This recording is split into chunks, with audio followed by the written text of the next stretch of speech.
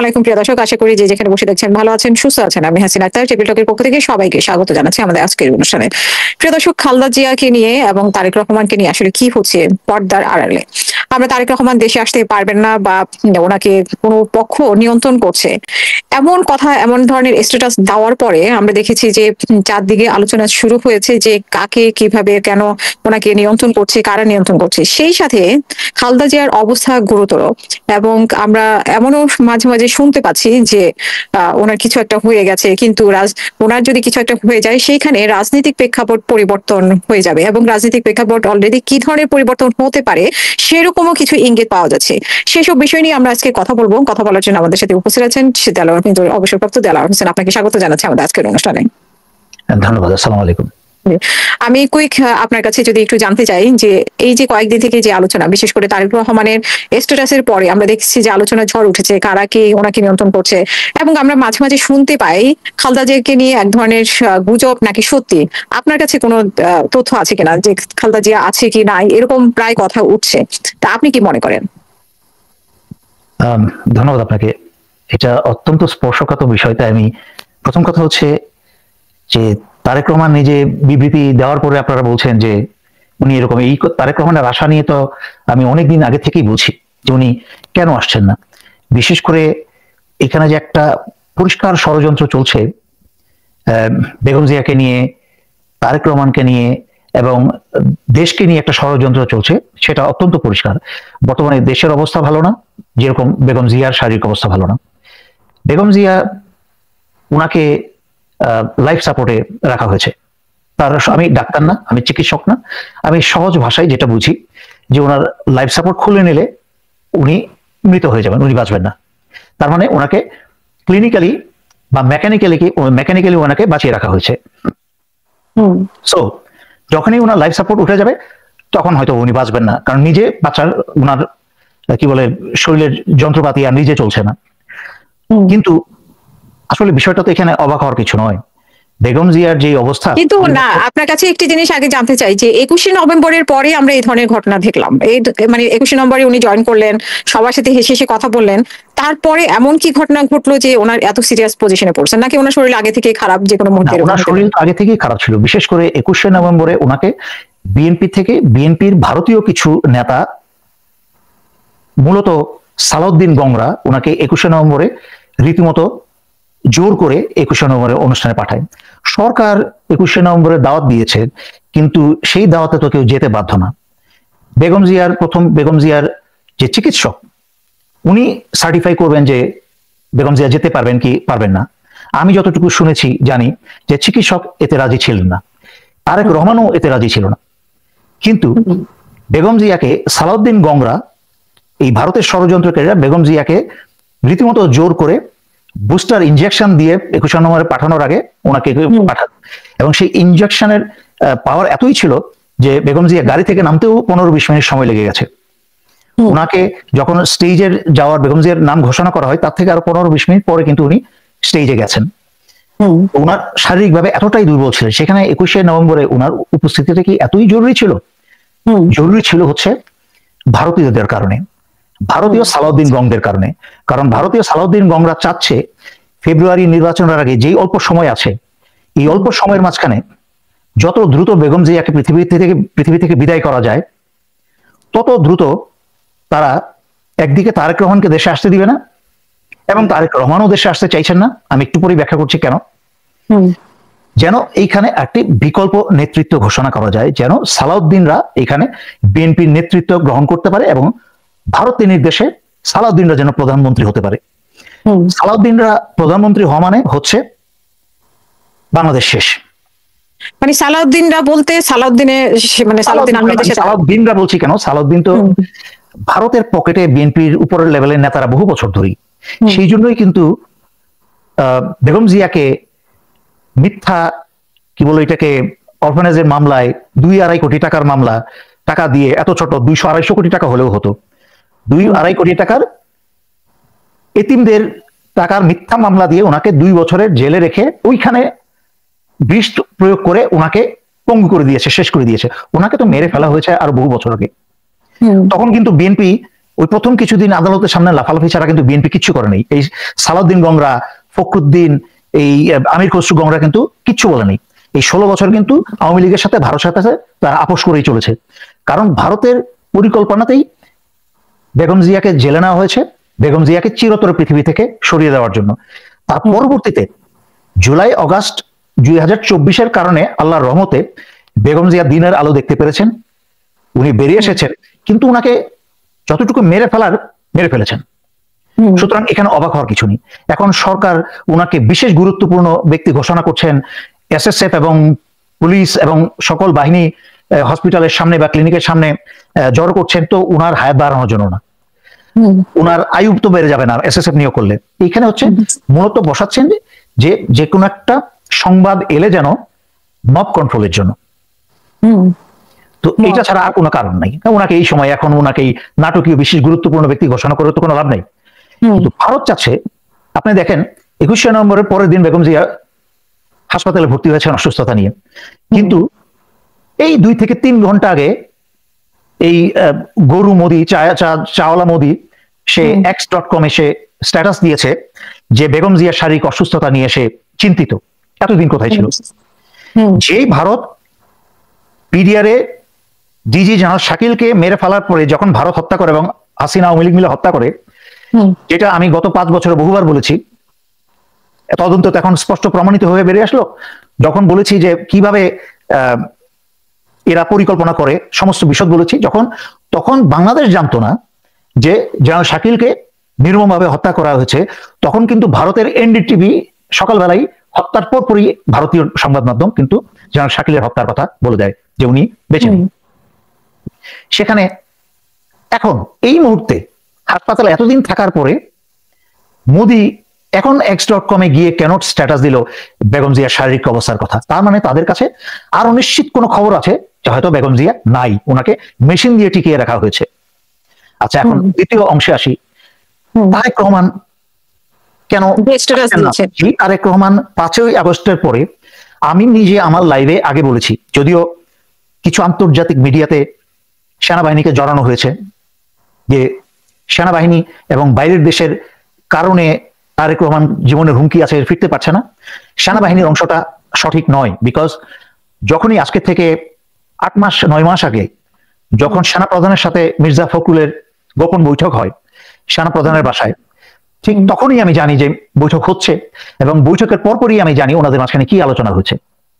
তখনই সেনা প্রধান জেনারেল ওয়াকার নিজে নিশ্চয়তা দিয়েছেন যে তারেক রহমানের নিরাপত্তার সম্পূর্ণ দায়িত্ব উনি নিজে নিয়েছেন এবং সেনাবাহিনী নিয়েছেন।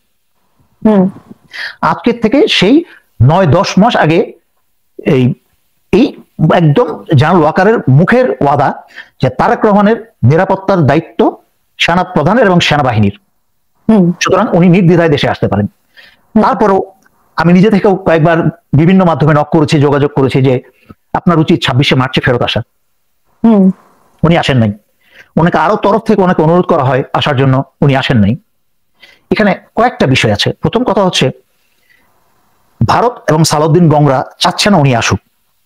সরকার কি চাচ্ছে? সরকারের যে বলছে যে সরকার বাধা দিচ্ছে। শুনেন, সেনাপ্রধানের ভূমিকা কি এখানে? আমি একটু আগে ব্যাখ্যা করলাম সেনাপ্রধানের ভূমিকা। দেখেন, আপনি দেখেন হাসিনা রায়ের পরে কিন্তু ভারতেরও থোতা বন্ধ হয়ে গেছে, মুখ বন্ধ হয়ে গেছে। বাংলাদেশের ভিতরে থাকা এই মির্জা ফখরুল, সালাউদ্দিন এবং যত প্রধানের নামই বলেন না কেন, সবারই কিন্তু মুখ বন্ধ হয়ে গেছে, সবার চেহারা কালো হয়ে গেছে হাসিনার ফাঁসির রায়ের পরেই। কারণ ভারতের কলিজায় হাত পড়েছে। আর গতকালকে যখন বিডিআর হত্যার তদন্ত প্রকাশ হলো, তখন কিন্তু ভারত নিজেই মৃত্যু সজ্জায়। মোদী হয়তো বা কাপড় ভিজিয়ে ফেলেছে এর মাঝখানে। সেই জন্যই মোদী চাচ্ছে বেগম জিয়াকে যত দ্রুত বিদায় করা যায় এবং তারেক রহমানকে আসতে বাধা দিয়ে যত দ্রুত একটা কি বলে এটাকে বিএনপির একটা বিকল্প নেতৃত্ব ঘোষণা করা যায়। এবং যদি ফেব্রুয়ারিতে সত্যিকার অর্থেই নির্বাচন হয়, যেটা আমার সন্দেহ এখনো নির্বাচন হয়, ডক্টর ইউনূস যেহেতু কথা দিয়েছেন উনি কথা রাখবেন, একটা নির্বাচন হবে নামকা আসতে। আমার ধারণা যেটা বর্তমানে দেশের যেই আইন শৃঙ্খলার পরিস্থিতি, বিশেষ করে বিএনপির যেই কেউ কারো কথা শুনছে না, তারেক রহমান এক কথা বলছে, কিন্তু তৃণমূলের বিএনপির ছেলেপেলেরা সবাই না হলো একটা বিশাল অংশের ছেলে যারা 16 বছর না খেয়ে এখন সেই 16 বছরের হারানো দিনগুলো ফিরে পেতে চাচ্ছে চাঁদাবাদির মাধ্যমে। দেশের জনগণের নাবিশ্বাস উঠে গেছে, কিন্তু এদিকে যে জনপ্রিয়তা হারিয়েছে গত 1 বছরে, এইটা কিন্তু নেতারাও বুঝতে পারছে, সবাই ক্ষমতার লোভে পাগল হয়ে গেছে। এইখানে আরেকটা কথা কি আপনি উল্লেখ করবেন যে এখানে কয়েকজনকে যে নমিনেশন মানে প্রার্থীরা ঘোষণা করা হলো, আমি সবই জানি। তো বাকিরা আবার সেখানে আবার মানে যাদেরকে দেওয়া হয়নি তাদের মধ্যে কিন্তু এক ধরনের লাগালাগি মাঠ পর্যায়ে আমরা দেখতে পাচ্ছি। অফকোর্স আমি জানি। আমি আসলে দেখেন, আপনি নিশ্চয়ই খেয়াল করেছেন যে আমি অনেকদিন ধরে লাইভে আসি না। কেন লাইভে আসি না? খুব একটা বেশি কারণ না, আমার ব্যক্তিগত কারণ না। কারণ 5ই আগস্টের আগে যারা ইঁদুরের গর্তে লুকিয়েছিল তারাই এখন বাংলাদেশে বীর, এবং বক্তা সকল চ্যানেলে তারাই এখন বাংলাদেশে বীর। সবাই কথা বলে, বাংলাদেশের জনগণ কত মানুষের কত কথা শুনবে। এমনিই তো 2-4 জন আছে বাংলাদেশের জনগণকে সবসময় ভিতরে একটা সন্দেহ, একটা ভয় ঢুকিয়ে রাখার জন্য, এবং এই প্রতিদিন কিছু একটা হয়ে যাচ্ছে, অ্যাকশন একটা আর কি, সবসময় একটা হিন্দি ফিল্ম, একটা অ্যাকশন ফিল্ম বানিয়ে রাখছে বাংলাদেশকে তাদের ইউটিউবের মাধ্যমে। এগুলা করে নিজেদের ফলোয়ার বাড়ছে, পয়সা বাড়ছে, একই সাথে নাটক চালিয়ে যাচ্ছে, জনগণ না বিশ্বাস উঠে গেছে। কার কথা বিশ্বাস করবে? এই জন্য আমি আসিনি আর ভিডিওতে। এই যে আজকের দিনের মতো নেহাত প্রয়োজন না হলে আমি আসি না, এবং জনগণের জন্য একটা মেসেজ দিতে আসি। ঘটনাটা একটু সামান্য ব্যাখ্যা করে আমি যা বলি যে আমি বিভিন্ন কিছু প্রমাণ সাক্ষী থেকে একটা মিসিং লিঙ্ক গুলাকে আমি সমস্ত কিছু কানেক্ট করে আমি একটা মানে আকার আকৃতি দিয়ে কথা বলি।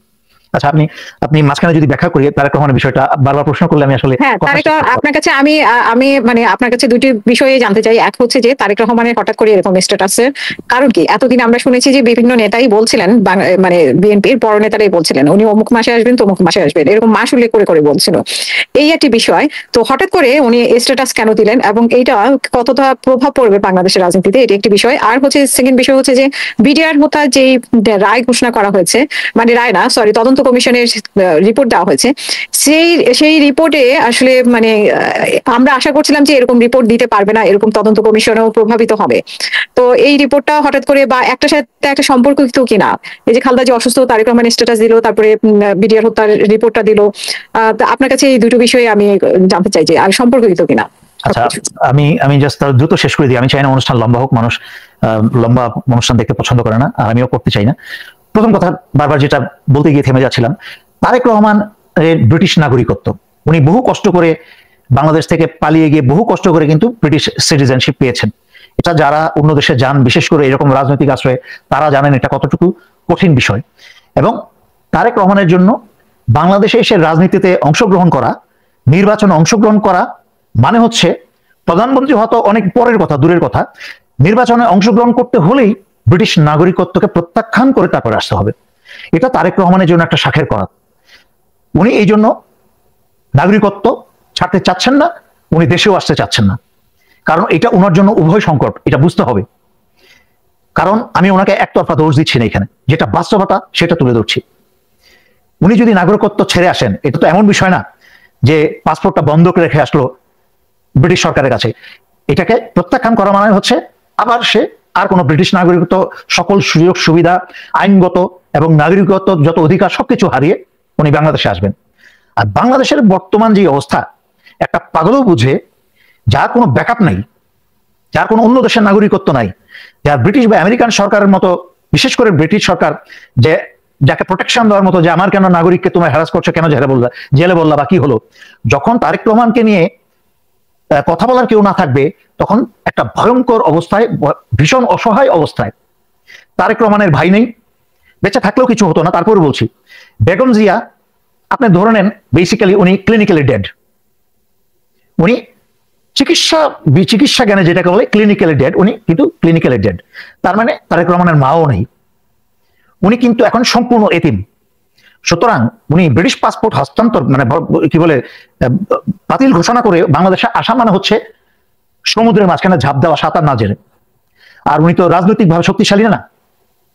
উনি দুঃখজনক হলেও সত্যি, যেটা উনি বেগম জিয়া এখন আজকে চলে যাওয়া বা কালকে সরকার বা যখনই হাসপাতাল কর্তৃপক্ষ বা বিএনপি যখনই ঘোষণা করুক না কেন বেগম জিয়া আমাদের মাঝখানে আর নেই, তাতে কিন্তু খুব একটা কোনো পার্থক্য হবে না।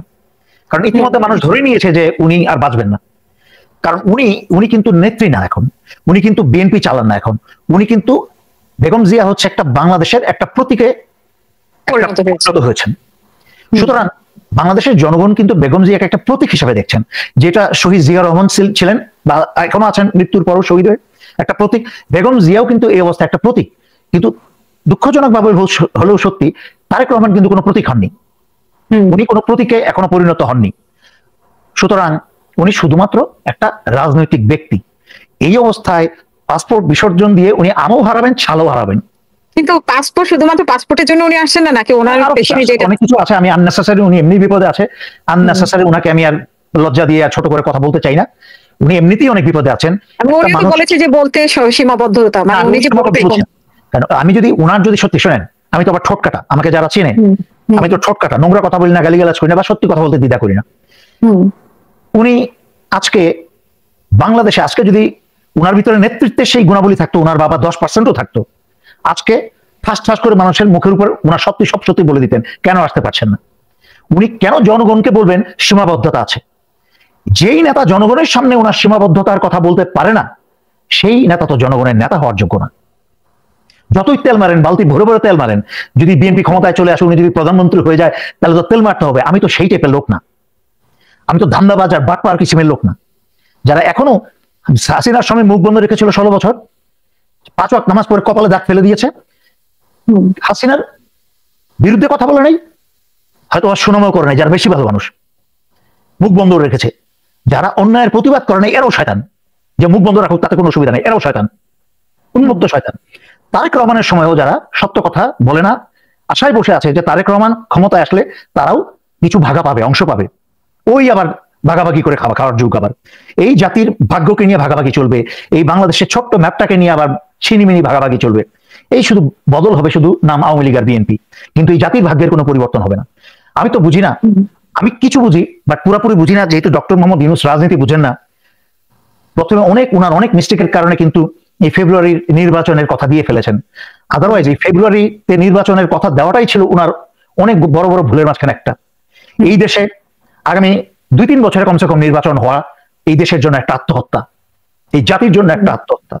ফেব্রুয়ারিতে যদি নির্বাচন হয় এবং নির্বাচন হলে বিএনপির যে অবস্থা, বিকজ বাংলাদেশের জামাত, ছাত্র জনতা, এনসিপি, নাগরিক পার্টি অথবা এনসিপি যেটাই বলি, তাদের সংখ্যাগুটি কিছু লোক এবং তার বিরোধী কিন্তু এখন পরিমাণে অনেক বেশি লোক, ছাত্রছাত্রীরা।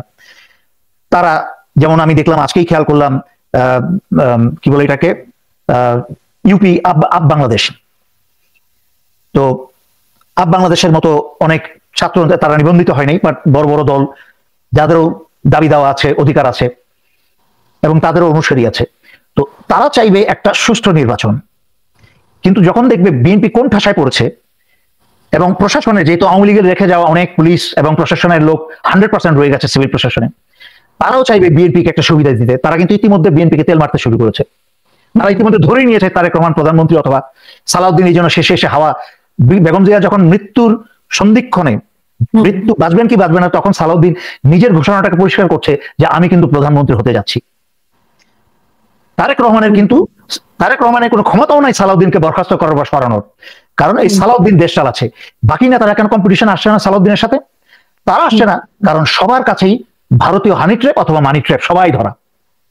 ভারত বলছে এই আমির খসরুকে, মির্জা ফখরুলকে এবং অন্যান্যদেরকে, আমরা যদি বলি সালাউদ্দিন পরবর্তী বিএনপি নেতা, সালাউদ্দিনের নেতা, তোমরা যেই লাফাবা এই দেখো ফাঁস করে দিব তোমার হানি ট্র্যাপ অথবা মানি ট্র্যাপ।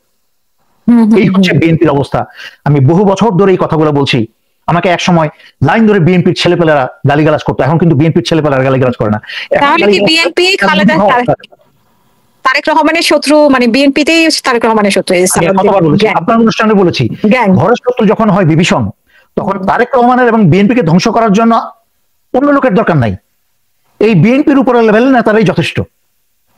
এবং আপনি আপনাকে বললেন, ওই যে বললাম ছোটখাটো বিষয় নিয়ে আমি আসি না, যখনই দেখি খবরে দেখি কোন চোর মাস্তান খুনি আওয়ামী লীগ করেছে, এরাই বিএনপি নমিনেশন পেয়েছে, আমরা তো বুঝি পার নমিনেশন কত কোটি টাকা করে যায়, কোন দিকে যায় আমরা তো জানি। গত 5-6 বছর ধরে বলেছি, আপনার অনুষ্ঠানেও বলেছি। তখন আমাকে কিন্তু দুবাই থেকে ফোন করে ওই ফালু, মোসাদ্দেক আলী ফালু, সালাম আলাইকুম, আমি মোসাদ্দেক আলী ফালু বলছি। জি বলেন। আমি তো চিনি, যার বাবা কবর খোদাই করতো আমি চিনি না, আমি তো পুরো ব্যাকগ্রাউন্ড জানি। তো এদের ব্যাকগ্রাউন্ড জানি, এরা কিভাবে আসছে, নেতা হয়েছে তথাকথিত। তো কি বলবেন বলেন? আপনার কাছে একটা অনুরোধ রইল, আপনি তারেক রহমানকে নিয়ে সমালোচনা করবেন না। ওরে বাপরে বাপ, শেখ হাসিনাকে নিয়ে করা যাবে না, শেখ হাসিনাকে নিয়ে সমালোচনা করা যাবে না, তারেক রহমানকে নিয়ে সমালোচনা করা যাবে না। এরা হচ্ছে সব বাংলাদেশের রাজা বাদশাহ, কুইন কিং এরা। আর বাংলাদেশের জনগণ হচ্ছে চাকর বাকর দাস। মানে এরা ধরেই নিয়েছে এই রাজনৈতিক দলগুলা বাংলাদেশের জনগণ ডাজ নট ম্যাটার। এরা ধরেই নিয়েছে এটা হয় আওয়ামী লীগের দেশ নয় বিএনপির দেশ, এবং আওয়ামী লীগের বিএনপি ক্ষমতা আসলে একজন হবে রানী একজন হবে রাজা, জনগণ কোনো বিষয় নেই এখানে। তবে জুলাই আগস্ট 2024 জনগণ চোখে আঙুল দিয়ে দেখিয়ে দিয়েছে যে জনগণ ম্যাটার্স, পাবলিক ম্যাটার্স, যে কোনো সময় পরিবর্তন করে দিতে পারে। বিএনপি আবার মুহূর্তের মাঝখানে ভুলে যাচ্ছে, এটা হচ্ছে জাতির নোংরা চরিত্র। এরা মুহূর্তের মাঝখানে ভুলে যায়, এই জন্য সারাক্ষণ থাপ্পড়ের উপর রাখতে হয় এদেরকে, এই নেতাদেরকে এটা ভুলে যায় যে এই বিএনপির যেই জুলাই আগস্টের চেয়ে খারাপ অবস্থা আসতে পারে এটা বিএনপি কিন্তু বুঝতেই পারছে না। সালাউদ্দিনদের অ্যাটিটিউড দেখেন, 2 দিন আগে কিন্তু পশ্চিমবঙ্গে বসে থেকে এগুলো হালুয়া মিঠাই খেয়ে জামাই আদরে কিন্তু বাংলাদেশে ফেরত আসছে। তার নিজের ছেলে কোনোদিন কোনো মিডিয়ার সামনে এসে বলে নাই আমার বাবাকে গুম করা হয়েছে, আমার বাবাকে ফেরত চাই।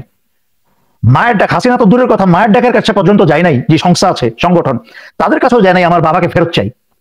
এখন তার ছেলে কিন্তু ধান্দাবাজি শুরু করে দিয়েছে অলরেডি, কিন্তু ওই কি বলে ওই বিভিন্ন আওয়ামী সরকারের এসালমের গাড়ি চালাচ্ছে, ব্যবসা বাণিজ্য দখল করছে। তো এইগুলো তো জনগণ জানে, দেখে তো এগুলা। কিন্তু সালাউদ্দিনদের ভাব কাকের মতো চোখ বন্ধ করে আমি যা করছি কেউ দেখছে না, সারা বাংলাদেশের জনগণ দেখছে, সাক্ষী থাকছে কারা কারা কি করছে। জি, বিডিআর কমিশনের রিপোর্ট নিয়ে শুনতে চাইছিলাম আপনার কাছে। বিডিআর কমিশনের রিপোর্ট দেখেন, ডক্টর ইউনূস হচ্ছে আন্তর্জাতিক খেলোয়াড়। মানুষ যখন ধৈর্য হারিয়েছে, অধৈর্য হয়ে গেছে, 16 বছরের সংস্কার বা 54 বছরের সংস্কার ডক্টর ইউনূস 6 মাস এখানে করতে পারছে না। ওনার হাতে যেন একটা ম্যাজিক ওয়ার্ড। ইয়েস, আমি আগেই বলেছি ওনার অনেক দোষ আছে, দোষটা হচ্ছে অনেক দোষ আছে। আমি এখন ওনার দোষগুলো সমালোচনা করতে লাভ নেই, আমি অনেক বলেছি। ওনার কোনো সরকারি প্রশাসনে একদিনের অভিজ্ঞতা নেই, সামরিক বাহিনীর সম্পর্কে কোনো জ্ঞান নাই, অভিজ্ঞতা নেই। সবচেয়ে বড় কথা হচ্ছে ওনার বয়স 86 বছর বয়স, এবং তার চেয়ে বড় দুর্বলতা হচ্ছে যে একজন নেতা যখন পারে না তার যেই সব জ্ঞান নাই সেই সব জ্ঞান শূন্যস্থান পূরণ করার জন্য জ্ঞানী ব্যক্তিদেরকে নিয়োগ দেন। কিন্তু উনি নিয়োগ দিয়েছেন সেই সমস্ত এনজিও প্রতিষ্ঠানের, যার পশ্চিমাদের কথা উঠে আর বসে তাদের সাহায্যে চলে, এনজিও প্রতিষ্ঠানের সমস্ত অসৎ ব্যক্তিদেরকে, দেশপ্রেমহীন ব্যক্তিদেরকে এনে বসিয়ে দিয়েছেন। ওই যে আরেক বাটপার দেখি আজকাল, কি যেন নাম, যে একবার গুম হলো আওয়ামী লীগের সময়, তারপরে এখন যে সাদা দাড়ি সাদা চুল, আবার ওই যে আদিলুর আদিলুর রহমান, যার ওয়াইফ এখন এই সরকার, ও আচ্ছা, ফরহাদ মাজার, জাতীয় এক বাটপার। এখন ওই এক বয়াতি ইসলামকে অপমান করে, ধর্মকে অপমান করে, কি বলে নাউজুবিল্লাহ আস্তাগফিরুল্লাহ, আল্লাহর অপমান তো কেউ করতে পারবে না, যতই চেষ্টা করে নিজেরই ক্ষতি করছে। যাই হোক, তারপরও ধর্ম সহিষ্ণুতা থাকতে হলে সব ধর্মের জন্যই। আজকে যদি হিন্দুদের ভগবান নিয়ে বা খ্রিস্টানদের কাউকে নিয়ে যদি অন্য ধর্মের কেউ কথা বলতো তাকে ছেড়ে দেওয়া হতো, অথচ এই বাটপার গুলা কিন্তু দাঁড়িয়ে গেছে। বাংলাদেশের তথাকথিত যত পরিচিত ভারতীয় দালাল আছে সব কিন্তু দাঁড়িয়ে গেছে ওই বদমাইশটার পক্ষে। ওই বদমাইশটাকে গ্রেফতার করে তার বিচার হওয়া উচিত, যে এই ধর্ম অসহিষ্ণু পরিস্থিতি সৃষ্টি করার কারণে এই দেশে এটার আইন আছে কিন্তু। যাই হোক, সুতরাং ডক্টর ইউনূস এদের কারণে দুর্বল হয়েছে। তারপরও ডক্টর ইউনূস হচ্ছে আন্তর্জাতিক খেলোয়াড়। উনি বিএনপির চিল্লায়, মির্জা ফখরুল্লাহ গাধার মতো চিল্লায়, আর ডক্টর ইউনূস কিন্তু মুচকি হাসে আর তাকিয়ে থাকে, কথার জবাব দেয় না, যেটা আপনার অনুষ্ঠানে অনেকবার বলেছি। এটা হচ্ছে আন্তর্জাতিক প্লেয়ারদের বা ডিপ্লোম্যাটদের হচ্ছে একটা লক্ষ্য। আমি শেষ করি প্লিজ। ডক্টর ইউনূস যখন মানুষ অধৈর্য হয়ে গেছে তখন কিন্তু ব্যারিস্টার তাজুলকে একটা শক্তিশালী লোককে নিয়োগ দিয়েছেন। উনি কিন্তু আইসিটিতে সুন্দর মতো সাহসী ব্যক্তি, আই স্যালিউট হিম, সাহসী ব্যক্তি কিন্তু হাসিনার ফাঁসির রায় দিয়ে দিয়েছে। বাংলাদেশে আওয়ামী লীগের দালাল, ভারতের দালাল, শক্ত ওই কুকুরকে বাড়ি দিলে যেরকম কেউ কেউ করে তারপরে চুপ হয়ে যায়, পালায়, এরকম করে চুপ হয়ে গেছে। ভারত পর্যন্ত চুপ হয়ে গেছে, তাদের ওই কি বলে মলম বিক্রেতা মিডিয়াও কিন্তু চুপ হয়ে গেছে। তার মাঝখানে এই ঠিক দেখেন, নির্বাচনের আগেই ডক্টর ইউনূস ওনার প্রতিশ্রুতি রেখেছেন, বিডিআর তদন্তের রায়ও প্রকাশ করেছেন। পরপর 2টা রায়, সাংঘাতিক শক্তিশালী নিউক্লিয়ার বোমা। কিন্তু এই 2টা রায় কিন্তু বাংলাদেশের আণবিক বোমা নাই, কিন্তু এই 2টা রায় কিন্তু বাংলাদেশের আণবিক বোমা। এটা 2টা রায় ঐতিহাসিক হয়ে থাকবে। তবে এই 2টা রায়ের বাস্তবায়নের জন্য এই ফেব্রুয়ারিতে নির্বাচন দেওয়া মূর্খতা ছাড়া আর কিছু হবে না।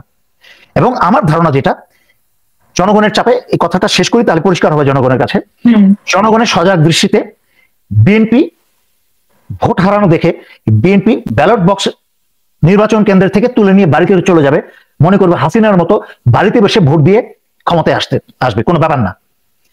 ডক্টর ইউনূস তো পরের দিন জাতির উদ্দেশ্যে ভাষণ দিবেন, এরকম নির্বাচন গ্রহণযোগ্য নয়, আবার নির্বাচন হবে। আমি আশা করি ইনশাল্লাহ এই দেশের এবং এই দেশের স্বাধীনতার, এই দেশের জনগণের ভাগ্যের জন্য এমনটাই হওয়া উচিত। এই নির্বাচন বর্জন করা উচিত, বাতিল করা উচিত, যে কোনো ভাবে এই নির্বাচন না হওয়া উচিত। এই দেশের স্বাধীনতা, সার্বভৌমত্ব এবং জনগণের স্বার্থে। এবং যে ফাঁসির রায় হয়েছে হাসিনার এবং বিডিআর তদন্তের যে রায় হয়েছে, সেই রায়কে কার্যকর করতে হলে এই নির্বাচন হলে এই রায় কার্যকর কোনোদিন হবে না। আপনি নিশ্চিত লিখে রাখেন, আমি স্বাক্ষর করে দিব। যদি বিএনপি ক্ষমতায় আসে এই রায় কার্যকর করবে না, সালাউদ্দিন মানেই হচ্ছে ভারত সরকার, দেশ ধ্বংস হয়ে যাবে। তারেক রহমানকে রাস্তায় দিবে না। যদি তারেক রহমান এই জন্য বেগম জিয়ার যদি আগামীকালকেও, ওনাকে হয়তো বলেছি উনি ক্লিনিক্যালি ডেড, যদি আগামীকালকে বা পরশু বাধ্য হয় তার সময় সরকার বা কি বলে এটাকে, যে যারা আছেন বিএনপির উপর লেভেল না, তারাও জানে, এই জন্য মোদিও জেনে গেছে। মোদির চাকররা মোদিকে জানিয়ে দিয়েছে, উস্তাদ আপনি যা চাইছিলেন কাম হয়ে গেছে, বেগম জিয়ার নাই। তো সুতরাং মোদি এই জন্য এসে স্ট্যাটাস দিয়ে ফেলেছে। সো বিএনপি এবং মোদি যা চেয়েছিল তা হয়ে গেছে ইতিমধ্যে, কিন্তু আর বাকি সর্বনাশ সেই দেশের এবং জনগণের বিরুদ্ধে হতে দেওয়া যাবে না। আমি কথা লম্বা করতে চাই না, মনে রাখতে হবে যেখানে না, আমি একটু তদন্ত রিপোর্টটা নিয়ে একটু এক লাইন আপনার কাছে শুনতে চাই। যে একজন বারবার প্রশ্ন করছিলেন যে এখানে স্বরাষ্ট্রমন্ত্রীকে জড়ানো হয়েছে কিনা, আবার এখানে যে রিপোর্টটা এসেছে যে কোনো বাহিনীকে মানে দায়বদ্ধ, মানে দায় মুক্তি দেওয়া যায় না, তারপরে ভারতে এটার সাথে জড়িত, সরকার জড়িত, এগুলো নিয়ে তো আপনি দেখেছেন রিপোর্টটা। তো সেই ক্ষেত্রে মানে এই যে আর্মির কথাটা আসলো, সব বাহিনী নিয়েই বলা হয়েছে যে কোনো বাহিনী দায় এড়াতে পারে না। তো সেই ক্ষেত্রে আমরা আগে যেটা শুনেছিলাম, সেনাপ্রধান যেটা বলেছিলেন ফুল স্টপ দিয়ে, বাইরের কোনো দেশ জড়িত না। তো সেইখানে হ্যাঁ, আপনার নিশ্চয়ই মনে আছে। তো এখন আর্মিও তো এটা দায় এড়াতে পারে না। আপনি কি বলবেন? আমি প্রথমে একটা স্পষ্টভাবে একটা কথা বলতে চাই, সেটা হচ্ছে দেখেন, এটা একটা তদন্ত, ইটস এন ইনকোয়ারি। এটা কিন্তু বিচার বিভাগের কোনো রায় না। এই তদন্তের উপর ভিত্তি করে কিন্তু কাউকে ফাঁসি দিয়ে ফেলা যাবে না। এই তদন্তের উপর ভিত্তি করে আইসিটিতে যে মামলা হয়েছে সেই মামলা কার্য শুরু করতে হবে। সেই মামলার কার্য শুরু হওয়ার পরে তখন কান টান দিলে মাথা আসবে, তাপস আসবে। কেন ভুলে গেলেন? আমি তো সবার আগে প্রথম কথা হচ্ছে বিডিআর হত্যার অফিসারদের, সেনা হত্যার পরে সবার আগে আমি যখন প্রথম আটটা লাশ যখন ঢাকা সেনানিবাসে নিয়ে যাওয়া হয় জানাজার জন্য, সেই লাশের সামনে দাঁড়িয়ে, জানাজার সামনে দাঁড়িয়ে, তখন জানাজা শুরু হয়নি, একমাত্র ব্যক্তি আমি চিৎকার করে বলেছিলাম, সমস্ত চাকরিরত অফিসার যাদের কাঁধের উপরে লাল রঙের রেড টেপ লাগানো senior officer, colonel and above, বলেছিলাম আপনারা বাসায় গিয়ে ইউনিফর্ম খুলে ভাবির শাড়ি আর চুরি পরে ঘরে বসে থাকেন। আমি তখন আওয়ামী লীগের খাদ্যমন্ত্রী রাজ্জাক, তাদেরকে ঘাট ধাক্কা দিয়ে সেই জানাজা থেকে বের করে দিয়েছিলাম আমরা। তখন আল্লাহ বেহেশতেবাসী করুক, বিএনপির নেতা মীর শওকত, উনি জীবিত ছিলেন, সামনের সারিতে ছিলেন, জানাজার সামনের সারিতে। অনেক সেনাপ্রধান ছিলেন সামনের সারিতে। আমি জেনারেল মীর শওকতের কাছে, স্যারের কাছে গিয়ে বলেছিলাম, স্যার আপনারা থাকতে এসব কি হলো। আমার পাশে দাঁড়িয়ে ছিল আমারই ক্যাডেট, এয়ারফোর্সের ক্যাডেট, বাংলা সিনেমার নায়ক রিয়াজ, আমার সাথে দাঁড়িয়ে গল্প করছিল। আমার ভাষণ শুনে ভয়ে সে পালিয়ে গিয়েছিল। সুতরাং এর পরবর্তীতে মিনিট সেকেন্ড উল্লেখ করে ভিডিওতে বলেছিলাম আমি বহু বছর আগে, যে কিভাবে, কোথায়, কি কারা, তাপস, নানক, কারা মিলে কার বাসায় কয়টার সময় কি মিটিং হয়েছে, সমস্ত কিছু বিডিআর হত্যার ঘটনা আমি খুলে বলেছিলাম। যারা জানে তারা সাক্ষী আছে, এখনো ইউটিউব চ্যানেলে ভিডিওটা আছে। আর এখন সরকারের এইভাবে আইনগতভাবে বৈধভাবে এটা রায় হয়েছে, কিন্তু এর পরবর্তী পদক্ষেপগুলোকেও আমাদেরকে নিশ্চিত করতে হবে। বাংলাদেশে যেমন বিডিআর হত্যার বিচার করতে হবে। অনেকেই আছেন আমাদের, অনেকেই আছেন, আমি উদাহরণ দিয়ে শেষ করতে পারবো না। তার মাঝখানে আমাদের একজন অফিসারের ভাবি আছেন, তাসনুবা ভাবি, ওনার স্বামীর প্রতিও ওনার প্রতি অন্যায় করা হয়েছে, ওনার স্বামীর লাশটা পর্যন্ত হস্তান্তর করা হয়নি, এবং অন্যায় তো শেষ নাই, 1 বছর উপর চলে গেছে। বাংলাদেশে গত 16 বছরের ভয়ঙ্কর অন্যায়ের মাঝে একটা হত্যার পরে একটা ছিল জঙ্গি নাটক সাজানো, ভারতের পরিকল্পনা এবং প্রশিক্ষণে এবং প্ররোচনা এবং প্রযোজনায় জঙ্গি নাটক সাজানো, এবং সিভিল তো আছেই, জলজ্জান্ত চাকরিরত সেনাবাহিনী অফিসার এবং তাদের স্ত্রীকে হত্যা করা। আর সমগ্র সশস্ত্র বাহিনী চাপ তাকিয়ে দেখেছে, নীরব থেকেছে। এখন তো ব্রাদার অফিসার বলে, যারা খুনে জড়িত ছিল তাদেরকে এসি দেওয়ার কারণে বলে এখন নাকি ব্রাদার অফিসার হয়ে গেছে। আর ওই অফিসাররা, নির্দোষ অফিসার গুলা ব্রাদার অফিসার ছিল না। এই যে মেজর জিয়া, তার পোস্টের সৌরভ অনার, ব্রিলিয়ান্ট অফিসার, তাকে মিথ্যা নাটক করে জঙ্গি বানিয়ে তাকে দেশ ছাড়া করেছে, গুম করেছে, দেশ ছাড়া করেছে। ওই তাকে তো ব্রাদার অফিসার বলতে শুনলাম না। তার জন্য ব্রাদার অফিসারের জন্য মায়া কারোর আশা নাই, তার কোর্সমেটদেরও আশা নাই, সিনিয়র জুনিয়র তো বাদই দিলাম। সুতরাং সংস্কার, এই হাসিনার ফাঁসি কার্যকর করতে হবে, এটা হচ্ছে সংস্কারের প্রথম পদক্ষেপ। বিডিআর এর তদন্তকে কার্যকর করতে হবে, রায়ের মাধ্যমে, আদালতের মাধ্যমে যারা যারা জড়িত তখন বেরিয়ে আসবে কারা কারা এর সাথে জড়িত ছিল। সেটা যদি স্বরাষ্ট্র উপদেষ্টা তদন্তকে যদি আগের বার নষ্ট করে থাকেন, সেটা উনি বিচারের মাধ্যমে যদি প্রমাণিত হবেন। অন্য যারা যারা বাকি অনেকের কথা আমি ভিডিওতে বলেছি, কাদের কাদের কি রোল ছিল, আমি অফিসারদের নাম ধরে ধরে বলেছি। ডিজিএফআই প্রধান তখন যারা ছিল, এই যে কি বলে মোল্লা আকবর, এদের থেকে আরম্ভ করে আরো এখানে উনিই শেষ, আরো অনেকেই আছেন, আরো অনেক বাহিনীর অনেক সদস্য জড়িত এর সাথে, যারা পরবর্তীতে মেজর জেনারেল, লেফটেন্যান্ট জেনারেল হয়েছেন, সেনা প্রধান পর্যন্ত হয়ে গেছেন। সুতরাং অনেকের ভূমিকা আছে, কম বেশি, প্রত্যক্ষ পরোক্ষ। এখন প্রত্যক্ষ হচ্ছে যারা গিয়ে খুন করেছে, আরেকটা হচ্ছে যারা খুনে বাধা দেয় নাই, ভিতরে যেতে দেয় নাই, তারা হচ্ছে বা জানতো ঘটনাটা কি করবে, তারা হচ্ছে প্রত্যক্ষ, মানে এটা হচ্ছে সেকেন্ডারি মার্ডার, বা তারা হচ্ছে অ্যাসোসিয়েটস, তারা এখানে হেল্প করেছে, এই হত্যাকাণ্ডে তারা সাহায্য করেছে। সেনাবাহিনীর ভূমিকা একটা হচ্ছে রাজনৈতিক, আর একটা হচ্ছে সেনাবাহিনীর নিজস্ব ভূমিকা। হলি আর্টিজানে আক্রমণ করতে তো ওই নাটকে, ভারতের সাজানো নাটকে তো ভেঙে ট্যাঙ্ক নিয়ে ঢুকে যেতে তো কোনো কিছু সেনাবাহিনী তো থেমে থাকে নাই। কিন্তু 57 অফিসারকে মারা হচ্ছে, তাদের স্ত্রী সন্তানের উপরে বর্বরতা চালানো হচ্ছে, তখন কেন সেনাবাহিনী যারা দায়িত্বে ছিলেন, যারা কমান্ডে ছিলেন, এবং বিভিন্ন পর্যায়ে যারা ছিলেন, 46 ব্রিগেডে ছিলেন, বিভিন্ন তরফের 9 ডিবি ছিলেন, যারা হাতের কাছে ছিলেন, তাদের প্রত্যেককে তো এর মাঝখানে কোয়েশ্চেন আনতে হবে। সেইটার দায়িত্ব হচ্ছে আইসিটি, যেই আইসিটিতে মামলা করেছেন, 57 জন অফিসার, সেনা অফিসারকে হত্যা করেছে, অনেকে মামলা করেছে। এই তদন্তের উপর ভিত্তি করে সেখানে বিচার কাজ শুরু হলে ইনশাল্লাহ হাসিনার মতো ফাঁসির রায়ের মতো রায় অনেক বেরোতে থাকবে দ্রুত। তার জন্য আজকে এই দুটি রায়, একটা তদন্ত আর একটা হচ্ছে রায়, সম্ভব হয়েছে আল্লাহর রহমতে সবার আগে। তারপরে হচ্ছে ডক্টর ইউনূস এবং ডক্টর ইউনূসের প্রতি জনসমর্থনের কারণে। এই নির্বাচনের উপর বাংলাদেশের জনগণের জনসমর্থন নাই। ফেব্রুয়ারিতে নির্বাচনের জন্য বাংলাদেশের সাধারণ জনগণের জনসমর্থন নাই, আপনাকে এটা বুঝতে হবে। এই জন্য গণভোটটা একদিনে না করে কমসে কম এই ডিসেম্বরের অর্ধেকের মাঝেই যদি ডক্টর ইউনূস দেশ এবং জনগণকে জ্বলন্ত আগুনে ছুঁড়ে না ফেলে দিতে চায়, তাহলে ডিসেম্বরের মাঝামাঝি মধ্যেই এই গণভোটটা হয়ে যাওয়া উচিত, এবং তার উপর ভিত্তি করে এগিয়ে যাওয়া উচিত এই সরকারের। আচ্ছা, অনেকেই প্রশ্ন করছেন যে এবারকার হসপিটালে তো এই প্রথম খালেদা জিয়া থাকেননি, এর আগেও ছিলেন, কিন্তু এত কড়া পাহারা কেন? আবার অনেকে বলছেন যে 28 তারিখে নাকি ওনার কিছু একটা হয়েছে। Basically she is clinically dead. ওনাকে যন্ত্র দিয়ে, ওনার হার্টবিট সবকিছু যন্ত্র দিয়ে চালানো হচ্ছে, যন্ত্রটা খুলে নিলে হার্ট বন্ধ হয়ে যাবে, ঠিক আছে? So this is called clinically dead. এখন এটাকে প্রকাশ করা হয়নি। সো এইভাবে কিন্তু ক্লিনিক্যালি ডেড করে কিন্তু 1 সপ্তাহ 2 সপ্তাহ আমার জানা মতো রাখা যায়। এই জন্য কিন্তু বিদেশের দেশগুলোতে কিন্তু অনেক সময় পরিবারের কাছ থেকে স্বাক্ষর চাওয়া হয়, অনেক সময় রোগী নিজেই বলে যায় যে আমাকে যেন বাঁচিয়ে না রাখা হয়, নিজেই স্বাক্ষর করে দিয়ে যায়। তো অনেক সময় পরিবারের কাছে পারমিশন চাওয়া হয় যে what do you want, because গরিব মানুষের তো কোনো চয়েস নাই, পয়সাওয়ালা মানুষের তো চয়েস আছে। রাজনৈতিক দলের শুধু চয়েস বলতে তার কিছু সুবিধা আছে। এখানে কিন্তু আবার বেগম জিয়া যতদিন বেশি বেঁচে থাকবে, ওই ক্লিনিক্যালি যন্ত্রপাতি দিয়ে বাঁচিয়ে রাখা হবে, সালাউদ্দিনদের জন্য কিন্তু আর ভারতের জন্য কিন্তু তত বেশি ক্ষতি। যত তাড়াতাড়ি মানে ওনাকে মৃত ঘোষণা করা যায়, সালাউদ্দিনদের জন্য, ভারতের জন্য তত সুবিধা।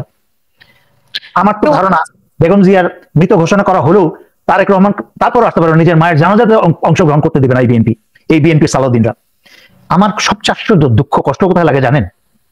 এই যে কথাগুলো বলছি, যারা ধানের শীষ এবং বিএনপি বলে বলে জান দিয়ে ফেলছে এখন নির্বাচনে, তথাকথিত নির্বাচনের আগে আগে, তাদেরই 99% কিন্তু মামলা মোকদ্দমা, কয়েক শত মামলা মোকদ্দমা নিয়ে ধান খেতে ঘুমিয়েছে, নিজের বাবার নিজের মায়ের জানাজায় যেতে পারে নাই। তারাই কিন্তু এখন লাফাচ্ছে নির্বাচন করে। এই যে অশিক্ষিত, শুধু বই পড়ে মাস্টার্স পাস করলে কিন্তু শিক্ষিত হওয়া যায় না। যে শিক্ষা মানুষের চিন্তা শক্তি সৃষ্টি না করে সেইটা কোনো শিক্ষা না। এরা যারা লাফাচ্ছে এরা বুঝতে পারছে না এই সামনে ফেব্রুয়ারিতে যদি নির্বাচন হয় আর বিএনপি যদি ক্ষমতায় আসে 2-4 দিন পয়সা পাবেন, নেতার পিছনে ছুটে ছুটে একটু জিলাপি খাবেন, কিছু পয়সা পাবেন, তারপরে সেই ভারতের র আবার দেশ দখল করবে, সেই আপনাদেরকে একটা একটা করে গুলি গুলি করে মারবে। ভুলে যাবেন না, ভুলে যাবেন না, ভারতের এবং ভারতের রয়ের 1 নম্বর চয়েস হচ্ছে আওয়ামী লীগ। তারা আপনার মাকে জেলে পচিয়ে এই ভারত মেরেছে, আপনার নেত্রীকে, আপনার নেতাকে দেশ ছাড়া করেছে এই ভারত, এবং সেই ভারত কোনোদিন আপনার ভালো চাইতে পারে না। সুতরাং এই নির্বাচন আপনার এবং আপনার পরিবারের জন্য ধ্বংস ডেকে আনবে, এবং তখন বলবেন এই মেজর দেওয়ারের কথাগুলোই ঠিক ছিল। আফসোস এই জাতি, লর্ড ক্লাইভ বলে গিয়েছিলেন এই জাতির চরিত্র, এরা হাসতে হাসতে গোলামি বরণ করে নেয়। সিরাজউদ্দৌলাকে যখন নামিয়ে নিয়ে যাচ্ছিল, লর্ড ক্লাইভ, বহুবার বলেছি, লর্ড ক্লাইভ বলেছিল এরা যদি রাস্তার দুই পাশে যেই পরিমাণ বাঙালি দাঁত কেলিয়ে হাসছিল, এরা যদি একটা ছোট পাথর তুলে ছুড়ে মারতো, 3000 আদরের দুলারের ব্রিটিশ অফিসার, সৈনিক এবং বাবুর্চি নিয়ে আমার দেশ ছেড়ে পালাতে হতো, ভারত ছেড়ে পালাতে হতো। তা না করে হাসতে হাসতে এরা গোলামি বরণ করে নিয়েছে। এরা গোলাম চরিত্র জানি এদের ভিতর থেকে, নির্বাচনের জন্য পাগল হয়ে গেছে, মনে করছে ক্ষমতা, আরে ক্ষমতা তো তোমার নেতারা করবে। ঠিক লর্ড ক্লাইভের মতো সিরাজউদ্দৌলাকে সরিয়ে ওই মীর জাফররা যখন ক্ষমতায় বসছে, 1 বছর পার না হতেই এই লর্ড ক্লাইভ, মীর জাফর এবং মীর জাফরের ছেলে এই মীর মদন, এদের পেটের মাঝখানে লাঠি দিয়ে খোঁচা দিয়ে বলেছে কি একটা অপদার্থকে আমি এই পদে বসালাম। এইভাবে বাংলাদেশের বিএনপির তথাকথিত প্রধানমন্ত্রী এবং রাজনীতিবিদদেরকে অপমান করবে, সকাল বিকাল পুতুলের মতো কথায় উঠবে আর বসবে, আর শিলে পাটায় ঘষাঘষি আপনার এবং আপনার পরিবারের জীবন শেষ হয়ে যাবে। অনেক লম্বা করে ফেলেছি। আপনার কাছে ছোট করে একটা জিনিস জানতে চাই, যে ধরেন আল্লাহ না করুক খালদা জিয়া কিছু হলো, এই সরকার কি, যে পরিস্থিতি ক্রিয়েট হবে, সরকার কি পরিস্থিতি সামাল দিতে পারবে কিনা? দেশে তো এক ধরনের আমি বলি let's not create the hype. I'm trying to put down the situation. আমি সাপ্রেস করার চেষ্টা করছি, I'm trying to suppress the situation. Begum Zia যে মারা বাঁচবেন না, প্রথম কথা আজকে হোক কালকে হোক আমরা কেউ বাঁচবো না। আর বেগম জিয়ার ক্ষেত্রে ওনার বয়স এখন 80 কোঠায়, উনি ভয়ঙ্কর রকম ভাবে অসুস্থ। 21শে নভেম্বরই দেখেছেন ওনাকে জোর জবরদস্তি এক্সট্রা ইনজেকশন দিয়ে নিয়ে আসার পর ওনার হাতের অবস্থা দেখেছেন। মানে ওনাকে, এটা তো খুবই অমানবিক যে ওনাকে এভাবে টানা হয়েছে। আপনি কি চাইবেন? শুনেন, কেউ চায় না, আমি নিজে দোয়া করি আল্লাহর কাছে, আল্লাহ মানে কার কি লাভ হলো 21শে নভেম্বর ওনাকে নিয়ে, কার কি লাভ হলো? শোনেন, ওই যে বললাম ইনজেকশন দিয়ে জোর করে, এর আগেই তো উত্তর দিলাম, বারবার একই কথা বলে অনুষ্ঠান লম্বা হয়ে যাবে। আমি নিজের জন্য দোয়া করি আল্লাহ কোনোদিন যেন পরনির্ভরশীল না হতে হয়, তার আগে তুমি আমাকে নিয়ে চলে যাও। ওনার এই অবস্থায় বেঁচে থাকা কিন্তু ওনার জন্য সুখকর নয়। আল্লাহ ওনাকে ওনার জন্য যেটা উত্তম আল্লাহ দয়া করে সেটাই করুন, এবং একসময় ওনার যখন যেতে হবে আল্লাহ ওনার জীবনের সমস্ত গুনাহ মাফ করে ওনাকে বেহেশতবাসী করুন। উনি বহু মানুষের জীবনের মন জয় করেছেন, ভালোবাসা এবং দোয়া পেয়েছেন। আল্লাহ সেই দোয়ার বিনিময়ে ওনার জন্য যেটা ভালো সেটাই করুন। আমি এমন দোয়া করবো না যেটা ওনার জন্য কষ্টকর হয়ে যায়। তো আমি সেই জন্য বলছি পুরো বিষয়টা এখানে বেগম জিয়া মারা যাবেন, সেটা আজকে হোক আর 2 সপ্তাহ পরে হোক, already she is clinically dead. উনি মারা গেলে যখন ওনাকে জেলে নিয়ে পৌঁছেছিল তখন তো বিএনপি জানতো যে এনি টাইম বেগম জিয়া মারা যাবেন এই জেলের ভিতরেই। Am I right or wrong? আমি কি ঠিক বলছি না ভুল বলছি? তখন দেখেছেন কোন বিএনপির কাউকে রাস্তাঘাটে মতিয়া চৌধুরীর মতো গড়াগড়ি কাউকে দেখেছেন? দেখেন নাই।